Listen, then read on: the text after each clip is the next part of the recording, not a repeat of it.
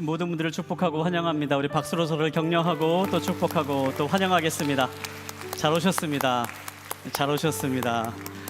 네, 이 시간 함께 선포하고 또 말씀을 듣도록 하겠는데요. 우리 가슴에 손을 얹고 이렇게 선포하도록 하겠습니다. 하나님 우리와 함께 하십니다. 하나님은 나를 사랑하십니다. 나는 하나님의 사랑받는 자녀입니다.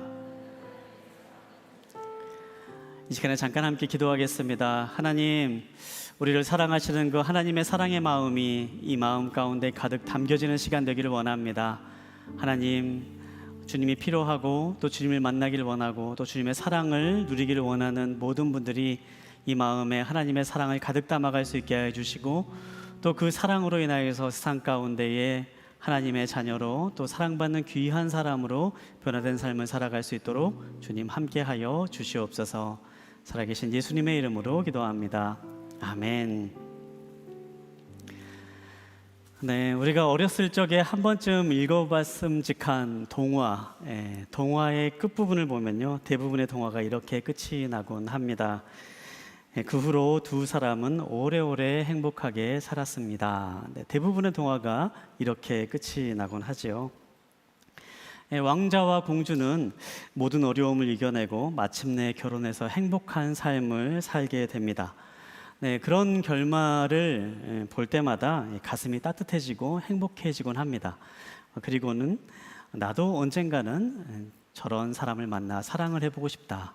나도 왕자님과 공주님을 만나서 행복하게 살고 싶다. 그런 꿈을 꾸곤 합니다. 그렇게 막연한 기대를 가지고 어려운 시절 꿈꾸면서 살았던 기억이 나는데요.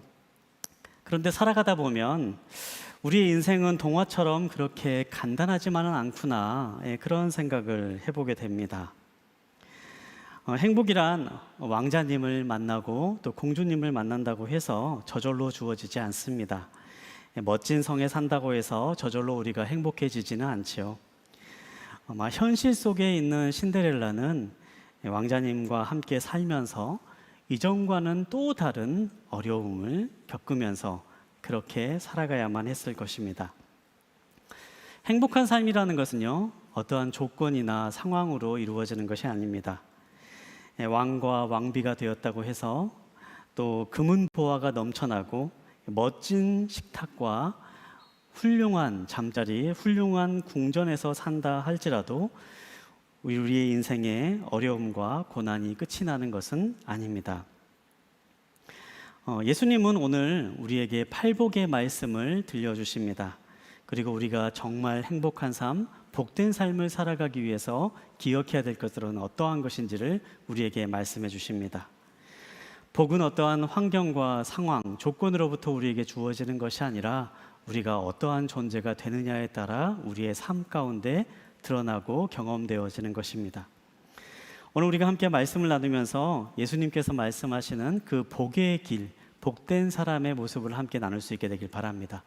그리고 우리의 모습을 돌아보면서 우리가 또한 그러한 진정으로 복된 사람의 길을 향해서 걸어 나아갈 수 있는 그러한 결단이 우리들의 삶 가운데 있게 되기를 소망합니다. 오늘 말씀을 함께 보면서 계속 또 말씀을 나누도록 하겠는데요. 오늘 우리가 함께 볼 하나님의 말씀은 마태복음 5장 1절부터 6절까지 있는 말씀입니다.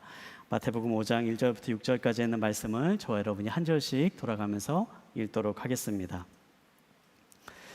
그때 예수께서 많은 무리를 보시고 산에 올라가 앉으시자 그의 제자들이 다가왔습니다. 예수께서 입을 열어 그들을 가르치시며 말씀하셨습니다. 복되도다 마음이 가난한 사람들은 하늘나라가 그들의 것이다. 복되도다 슬퍼하는 사람들은 그들에게 위로가 있을 것이다. 복되도다 온유한 사람들은 그들은 땅을 유업으로 받을 것이다. 복되도다 의에 줄이고 목마른 사람들은 그들은 배부를 것이다. 아멘. 지난주에 예수의 팔복에 있는 말씀을 계속해서 살펴보려고 하는데요. 이 팔복에 있는 말씀은 예수님께서 산에 오르셔서 복 있는 사람이란 어떠한 사람이다 라고 하는 말씀으로 제자들에게 주신 말씀입니다. 8가지의 복 있는 사람의 모습이 이제 나오기 때문에 우리가 팔복이라고 그렇게 이야기하는 그러한 본문인데요.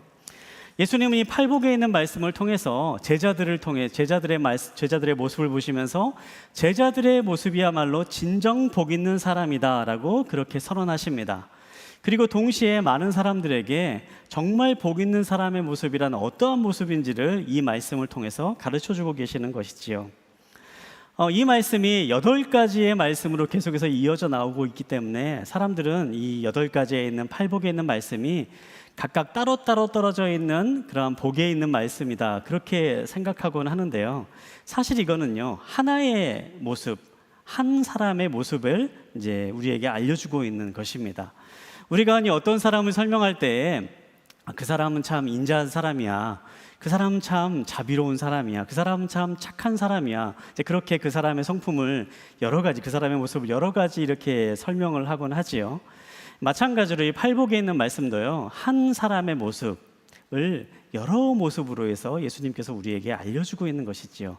바로 예수님을 따라 살아가는 온전한 제자의 모습을 예수님께서 여러 가지 측면에서 설명해 주고 계시는 그러한 말씀입니다.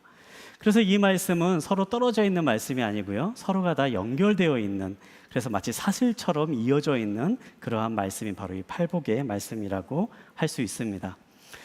오늘은 우리가 세 번째, 네 번째에 있는 복에 있는 말씀을 함께 살펴보려고 하는데요, 이 세 번째, 네 번째에 있는 말씀을 함께 살펴보기 전에 지난 시간에 나누었던 우리 첫 번째와 두 번째 복을 다시 한번 되돌이켜 보기를 원합니다. 첫 번째 복은 어떠한 복이었나요? 이 마음이 가난한 사람이 하늘나라를 얻을 것이다 라고 하는 그러한 말씀이었죠. 우리가 예수님께 나아갈 때, 또 하나님께 나아갈 때 마음이 가난한 사람의 모습으로 하나님만이 나의 삶을 도울 수 있는 유일한 분이십니다, 하나님이 아니고선 나는 아무것도 아닙니다 라고 하는 그러한 가난한 마음으로 하나님께 나아갈 때에 하나님께서 우리의 삶에 찾아오시고 우리의 삶에 하나님이 함께 하시는 하늘나라가 이루어질 것이다 라고 하는 그러한 복이 첫 번째 복이었습니다. 두 번째 복은 슬퍼하는 사람은 복이 있다, 위로를 얻을 것이다 라고 하는 그러한 말씀이었는데요, 여기서 말씀하시는 슬퍼한다라고 하는 것은 우리가 일상 속에서 느끼는 그러한 감정적인 슬픔을 이야기하는 것은 아닙니다. 앞에 있는 첫 번째 계명을 통해서 하나님과 함께하는 삶을 살아가는 그 과정을 통해서 우리가 우리의 모습을 새롭게 볼 수 있는 그러한 눈이 떠지게 되는데요, 이전에는 볼 수 없었던 우리의 말과 행동 가운데 있는 잘못들, 우리 안에 있는 더러운 모습들, 연약한 모습들이 하나님과 동행하는 삶을 통해서 볼 수 있게 되면서 그런 나의 모습을 발견함을 통해서 느끼게 되는 슬픔을 말씀하십니다. 그렇게 우리가 나의 연약함, 나의 죄악을 직면하면서 예수님 앞에 무릎 꿇고 나아갈 때에 주님은 그 자리에 우리를 찾아오시고 우리를 고치시고 우리를 다시 일으켜 세우시고 우리를 회복시키시며 우리에게 진정한 위로를 허락해 주신다라는 것이 두 번째 선언이었습니다. 오늘은 세 번째 선언을 함께 살펴보려고 하는데요, 이 세 번째 선언은 온유한 사람에게 주시는 복을 말씀하고 있습니다. 5절에 있는 말씀을 다시 한번 읽어보도록 하겠습니다. 우리 마태복음 5장 5절에 있는 말씀을 함께 보도록 하겠습니다. 시작. 복되도다 온유한 사람들은 그들은 땅을 유업으로 받을 것이다. 온유한 사람이 복이 있다라고 예수님께서 세 번째 복으로 말씀하고 계십니다. 이 온유라고 하는 말이 어떠한 말인가? 이 한자어로 이제 이루어진 말인데요, 따뜻할 온자와 부드러운 유자라고 하는 두 글자가 합쳐져서 만들어진 단어가 이 온유라고 하는 단어입니다. 그래서 우리가 온유한 사람이라고 말을 하면 흔히 따뜻하고 부드러운 사람이다라고 그렇게 이야기할 수 있을 것 같은데요, 여러분 어떠십니까? 이 온유한 사람, 좋은 사람이라고 그렇게 여겨지십니까? 또 여러분은 그런 온유한 사람이 되고 싶으십니까? 온유한 사람이 되고 싶다라고 그렇게 생각하시는 분들도 있겠는데요, 또 한편으로는요, 이 온유한 사람이라고 하면은 왠지 모른 부정적인 그러한 생각이, 그러한 이미지가 우리들의 생각 가운데 떠오르기도 합니다. 따뜻하고 부드러운 사람, 그리고 착한 사람 이렇게 떠올리면요, 왠지 모르게 자기 의견은 쉽게 말하지 못하는 그러한 사람, 그리고 다른 사람이 이야기하면 그 사람의 말을 고분고분 듣기만 하는 그러한 사람의 모습, 어딘지 모르게 유약하고요, 어딘지 모르게 연약해 보이는 그러한 부정적인 이미지가 우리가 생각하는 그런 온유라고 하는 말 가운데 떠올리게 되곤 하는 거죠. 그래서 오히려 온유한 사람이 돼야 된다라고 말하면 그렇게 살면 왠지 손해보는 사람이 아닌가, 그렇게 살면은 다른 사람에게 뒤통수 맞고 살아가는 그러한 사람이 아닌가, 그렇게 망설여지게 되기도 하는 그런 마음이 또 우리 가운데 있습니다. 그런데 성경에서 말하는 이 온유라고 하는 말은요, 그런 이제 유약함이나 그런 연약한 모습과는 좀 거리가 있는 말입니다. 이 온유라고 하는 말이 많이 사용되어 있는 그러한 성경의 모습들을 살펴보면요, 이 온유는 강한 힘이 있지만 그 힘을 잘 다스리고 있는 사람의 모습을 이 온유함이라고 그렇게 표현합니다. 그냥 유약하고 연체동물처럼 그렇게 살아가는 사람이 아니라 강한 힘이 있음에도 불구하고 그것을 잘 마음 가운데 갈무리하고 정말 필요한 순간만 그 힘을 발휘하는 그 사람을 성경에서는 온유한 사람이다라고 그렇게 표현하는 거죠. 예를 들어서 말씀드리면요, 성경에서 이 온유라고 하는 이 똑같은 단어가 사용되는 그곳은요, 열이 이렇게 펄펄 끓어서 굉장히 이제 고통 가운데 있는 그런 환자가 갑자기 열이 떨어지게 되었을 때 그때 온유해졌다라고 그렇게 표현합니다. 또 다른 본문에서는요, 태풍이 몰아쳐서 거친 풍랑이 막 몰아치고 있는 그런 상황 가운데 갑자기 풍랑이 잠잠해졌을 때에 역시 똑같은 단어, 온유라는 단어로 그 상황을 표현합니다. 그리고 성경에서 가장 많이 표현하고 있는 온유라고 하는 이 단어는요, 거친 야생마가 길들여져서 사람과 함께 살아갈 수 있을 때, 사람과 함께 다닐 수 있는 그러한 상황이 되었을 때 바로 이 온유라고 하는 이 단어가 사용되고 있습니다. 이 온유라고 하는 것이 그저 그냥 연약하고 유약하고 부드럽기만 하고 그렇게 다른 사람의 말에 그냥 휘둘리며 살아가는 그러한 삶을 얘기하는 것이 아니라 훈련받아서 그 마음 가운데 강함이 있지만 겉으로는 따뜻하게 부드럽게 사람들에게 대할 수 있는, 그러면서도 필요한 순간에만 그 힘을 사용할 수 있는 바로 그러한 사람을 성경에서는 온유한 사람이다라고 그렇게 이야기하고 있는 것입니다.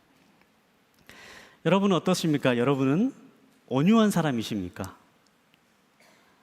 여러분 스스로 온유한 사람으로 여러분은 여기십니까? 만약 점수를 매긴다고 하면요, 여러분은 몇 점을 주실 수 있으시겠습니까? 제가 이 말씀을 준비하면서 제 스스로를 한번 돌이켜 봤거든요. 근데 이제 높은 점수를 주기가 쉽지는 않더라고요. 저는 제 자신을 너무나도 잘 알기 때문에 제 마음 가운데 불쑥불쑥 솟아나는 그러한 이 부정적인 감정들이 생겨날 때도 있고, 순간순간 이제 화가 날 때는 그런 순간들도 분명히 제가 알기 때문에요. 온유한 사람이 정말 힘든 일이라는 것, 성경에서는 분명히 이게 복된 일이다라고, 복된 길이다라고 말씀하고 있지만 온유하게 살아간다는 것이 정말 힘든 것이라는 것을 제 자신을 봐도 너무 뼈저리게 잘 알고 있습니다. 여러분, 그러면 우리가 어떻게 이러한 온유한 사람이 될 수 있을까요? 제가 이게 말씀을 준비하면서요, 어떤 한 목사님의 이야기를 이제 듣게 되었는데요, 그 목사님이 자신의 이야기를 하시면서 이제 이렇게 말씀을 하시더라고요. 이 목사님이 참 운전을 배울 때에 굉장히 거칠게 운전을 배우셨나 봅니다. 그래서 이제 다른 것들은 이제 목회를 하시면서 이제 점점점 이게 다듬어져 가고 이제 그러는데요. 운전을 할 때만큼만은요, 그 목사님의 마음 가운데 잠들어 있던 야생마가 깨어나는 거죠. 그래서 이제 운전할 때마다 이제 굉장히 거칠게 와일드하게 운전하는 이제 그러한 본성이 막 드러나는 그런 상황이었다고 합니다.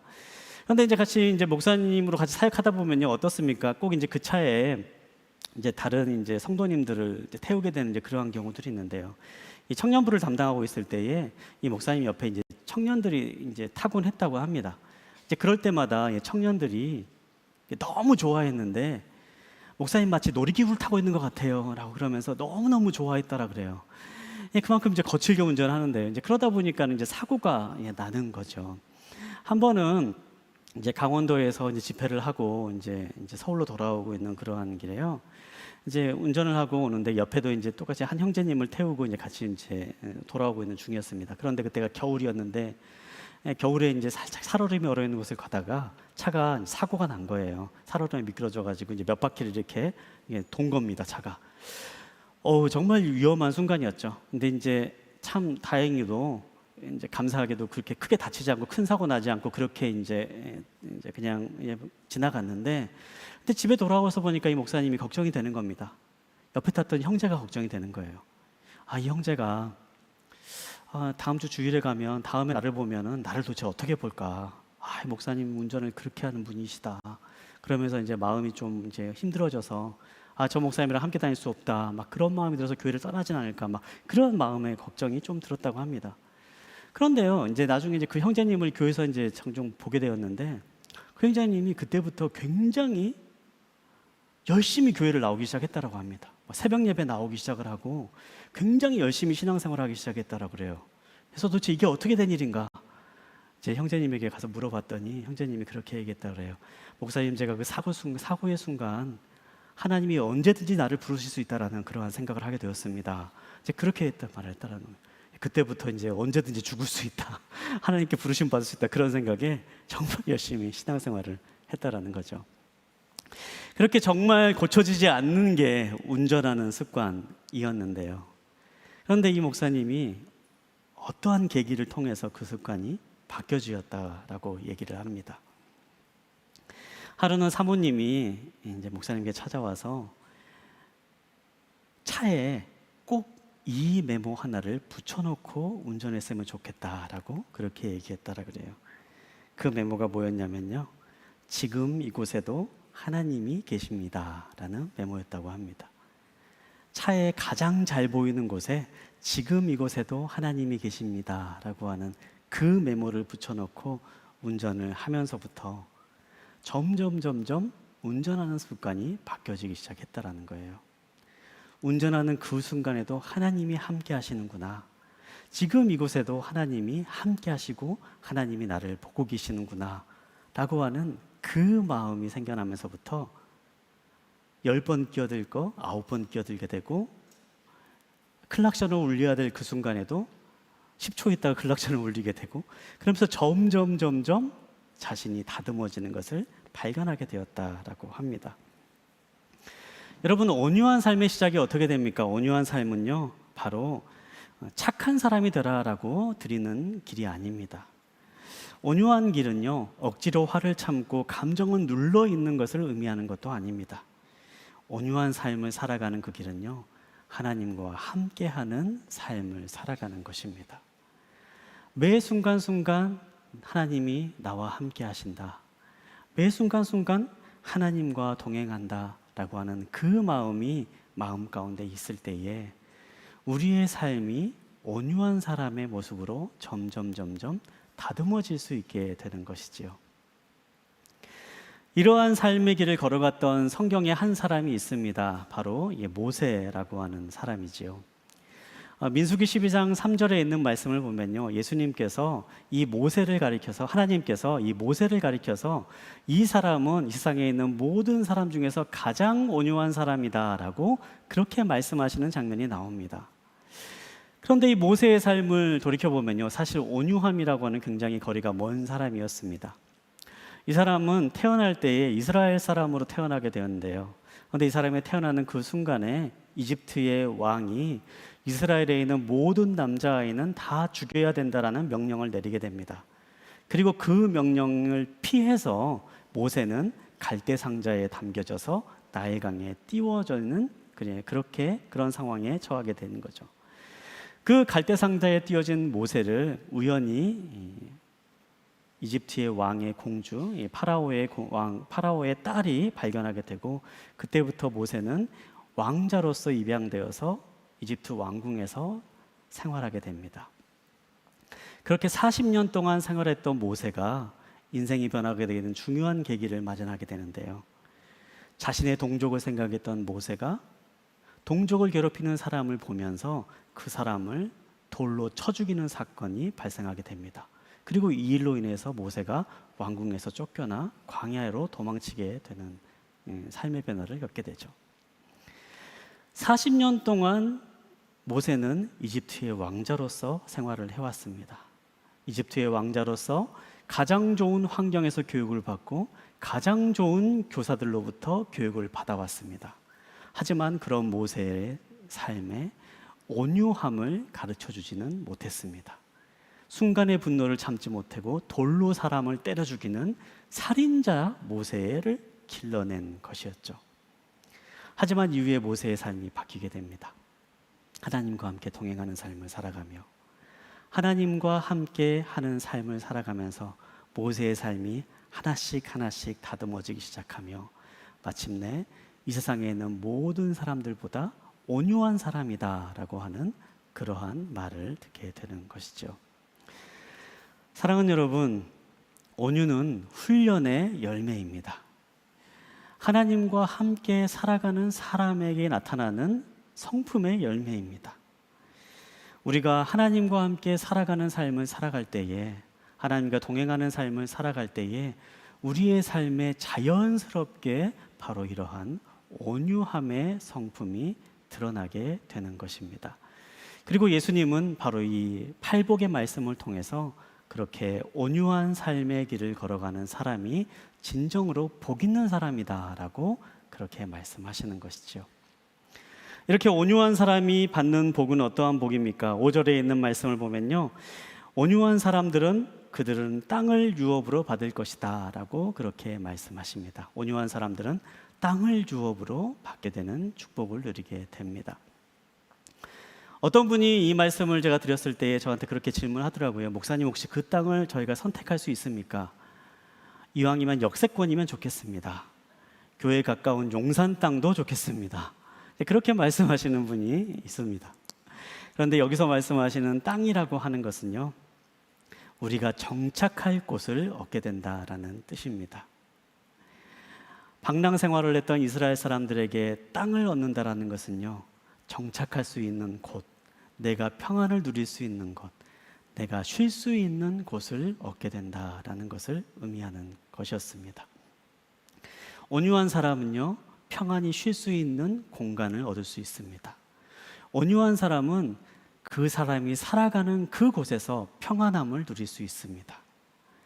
주변에 수많은 사람들이 위협하고 수많은 사람들이 나를 노리고 온다 할지라도 온유한 사람의 길을 걸어가는 사람은 그 모든 위협과 어려움 속에서도 평안한 자리를 찾아 살아갈 수 있는 복을 누리게 됩니다. 사랑하는 여러분, 우리가 그 복을 누릴 수 있게 되길 바랍니다.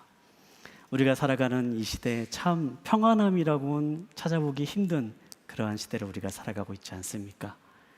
그때 우리가 주님이 주시는 이 온유함의 길을 걸어 나아갈 때에 우리의 삶 가운데 평안함의 축복이 찾아오는, 땅을 유업으로 얻는 축복을 누리게 될 것을 믿습니다.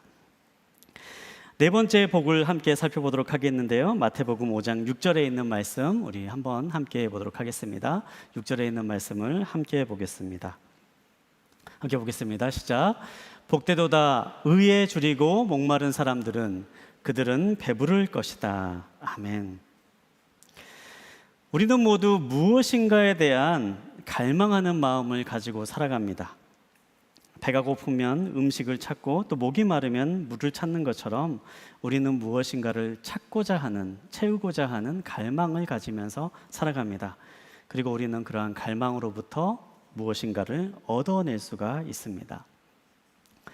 예전에 제가 한 TV 프로그램을 통해서 참 흥미로운 이야기를 이제 들은 적이 있는데요.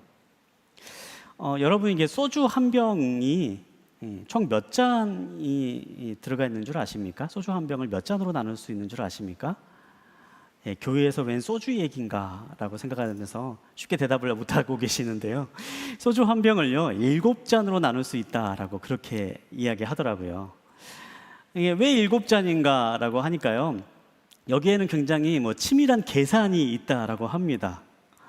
이 두 사람이 만약에 함께 이제 술을 마시고 있으면요, 두 사람이 서로 이제 한 잔씩 주거니 받거니 하다 보면요, 3잔을 함께 마시면 다음 잔을 마시기 위해서는요 한 잔이 부족하게 된다고 합니다. 7잔이기 때문이죠. 네, 계산이 되시죠? 그렇기 때문에 이제 한 병을 더 시키게 된다라고 하지요. 그러니까 3사람이 함께 이제 술을 마시고 있다라고 하면요, 사람들이 이제 두 잔씩을 마시고 이제 세 번째 잔을 마시려고 할 때가 되면요, 두 잔이 부족해지게 됩니다. 그래서 또 한 병을 시키게 됩니다. 세 사람이 함께 술을 마시고 있으면요, 네 사람이 함께 술을 마시고 있으면요, 사람들이 두 잔씩을 마시려고 하면요, 잔이 부족한 거죠. 그래서 또 한 병을 시키게 된다라고 하죠. 이 소주 한 병에 7잔이 들어가게 만든 건요, 그거 자체만으로도 굉장히 많은 고심을 해서 만들어낸 작품이라고 합니다. 근데 제가 이제 그것을 보면서 이제 그런 생각을 해봤습니다.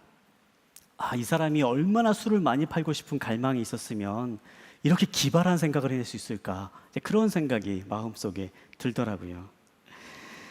우리가 세상을 살아가다 보면요, 이렇게 우리는 어떠한 갈망이 있습니다. 그리고 이 갈망을 가지고 있는 그것을 우리는 얻기 위해서 많은 노력을 하면서 살아갑니다. 중요한 것은요, 우리가 무엇을 갈망하느냐가 우리의 삶의 길을 결정한다라는 겁니다. 술을 많이 팔기를 갈망하는 사람은요, 계속 술을 많이 팔 수 있는 길을 향해서 찾아가고 걸어가게 되는 거죠. 돈을 많이 벌고 싶은 것을 갈망하는 사람은 계속해서 돈을 많이 벌 수 있는 길을 갈망하고 찾아갑니다.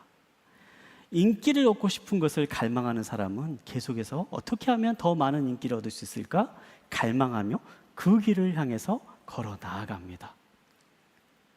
무엇을 갈망하느냐가 우리의 삶의 방향을 결정하는 거죠. 그런 우리들에게 예수님은 말씀하십니다. 오늘 본문에 있는 말씀에서 의에 줄이고 목마른 사람은 복이 있다. 그들은 배부르게 될 것이다. 라고 말씀하십니다. 예수님께서 말씀하시는 것은 바로 의를 갈망하는 사람, 의에 줄이고 목마른 사람은 복이 있는 사람이다. 라고 그렇게 말씀하고 있는 것입니다. 여기서 말씀하고 있는 의라는 것은요, 하나님 그 자체를 의미하는 것입니다. 하나님 그 자체가 의인 거죠. 그리고 또 동시에 하나님께서 기뻐하시는 일들을 쫓아 살아가는 것을 또한 의라고 이야기합니다.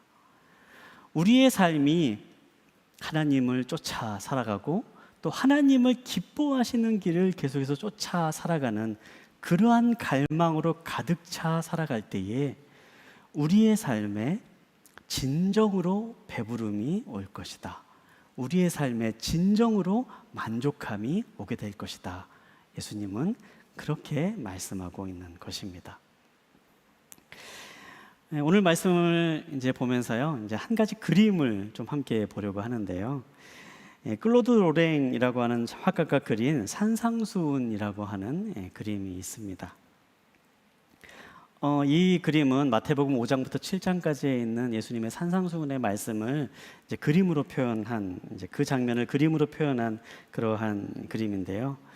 여기서 보면 예수님은요, 이 가운데에 있는 그 산, 돌산처럼 보이는 이 산 꼭대기 한가운데에 예수님은 앉아 계십니다. 그리고 예수님께서 주시는 그 말씀을 듣기 위해서 수많은 사람들이 주변에 모여 있는 그러한 모습이 이제 그림으로 표현되어 있죠. 예수님은 가장 높은 곳에서 말씀하시면서 예수님이 하늘로부터 오는 말씀, 하나님의 말씀을 이 자리에 선포하고 계시다라는 것을 상징적으로 그렇게 보여주고 있는 그런 그림입니다. 그런데 이 그림을 보면서요, 이 그림 속에는요, 여러 무리의 사람들이 있다라는 것을 보게 됩니다. 오른쪽 맨 뒤편에 있는 한 무리의 사람들이 있는데요, 그림으로 잘 보이지도 않을 만큼 아주 작은 그림으로 표현되어 있는 사람들이 있습니다. 이 사람은 멀리서 이 모든 광경을 지켜보고 있는 사람들입니다. 예수님이 뭔가 특별한 말씀을 하신대, 그곳에 가면 뭔가 좋은 일이 일어난대 라고 이제 그러한 소문을 들으면서 그냥 먼 곳에서 이 모든 것을 호기심 어린 눈빛으로 보면서 그렇게 바라보고 있는, 구경하는 사람의 무리가 있습니다. 이것과 다른 또 다른 한 사람 편의 무리가 있는데요, 그림으로 보시기에 오른편 앞쪽에 있는 사람의 무리이죠. 이 사람들은요, 예수님의 말씀을 경청하는 사람들입니다. 어떤 사람은 턱을 개고 있고 어떤 사람은 옆에 있는 사람과 저 말이 무슨 말이냐라고 하면서 서로 얘기도 하면서 예수님이 하시는 말씀을 귀 기울이면서 경청하고 있는 그런 경청자의 무리가 그림 속에 나타납니다. 이것과는 다른 또 다른 무리가 있습니다. 왼편에 있는 사람들인데요. 왼편에 있는 사람들은요, 예수님의 말씀을 듣고 두 손을 들고 화답하고 있는 사람들입니다. 두 손을 들고 경배하고 또 예배하고 맞습니다라고 박수를 치면서 그렇게 예수님의 말씀에 열광하며 집중하고 있는 그런 열광자의 모습이 왼편에 모여 있습니다. 그런데 이것과 다른 또 다른 사람의 모습이 있습니다. 바로 그들 중에서 어떠한 사람들은 예수님이 있는 바로 그곳을 향해서 올라가는 헌신자의 길을 향해 걸어 나아가는 사람들이 이 계단을 향해서 올라가고 있는 사람의 모습이 나타나고 있습니다. 그리고 마지막 부류, 예수님과 함께 있는 제자들의 모습이 산 꼭대기에 있습니다.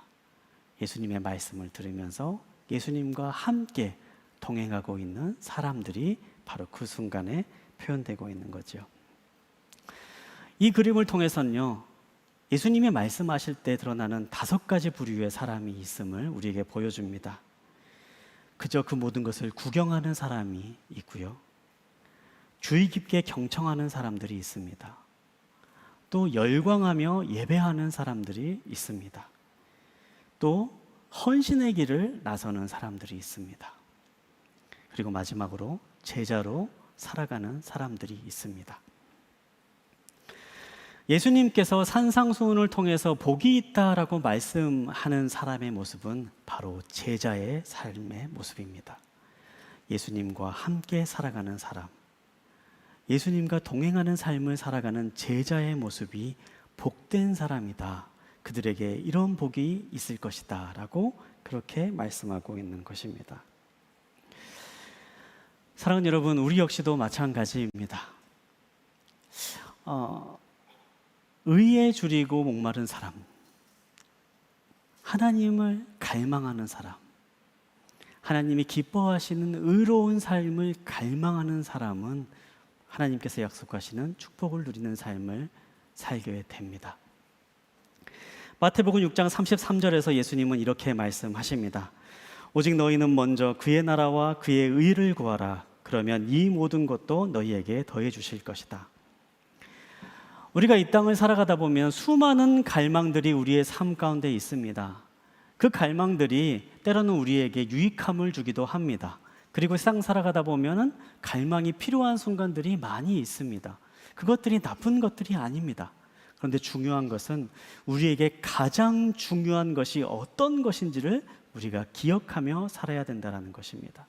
갈망은 우리의 삶을 이끌어 갑니다.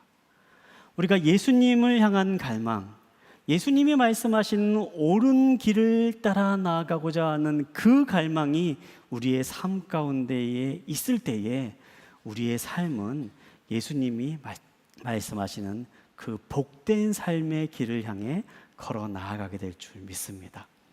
주님은 말씀하십니다. 의에 줄이고 목마른 사람들, 예수님이 말씀하시는 그 말씀에 대한 갈망이 있는 사람들은 배부르게 될 것이다. 그 사람들은 진정한 만족을 누릴 수 있을 것이다.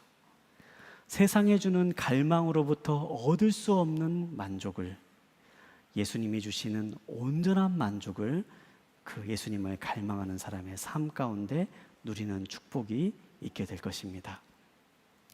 사랑하는 여러분, 팔복은 우리를 향한 주님의 초대입니다. 우리에게 이러한 복된 삶이 있음을 말씀해 주시며 우리를 제자의 길로 부르시는 그러한 초대의 말씀입니다. 우리가 이 말씀을 앞에 둘 때에 이 산상수훈에 나와 있는, 산상수훈 그림에 나와 있는 5부류의 사람 중에서 헌신의 길을 나아가는, 또한 제자의 삶을 향해 나아가는, 그래야 해서 진정으로 복 있는 사람의 삶을 살아갈 수 있는 그러한 축복을 누리시는 우리 모두가 되시기를 주님의 이름으로 축복합니다.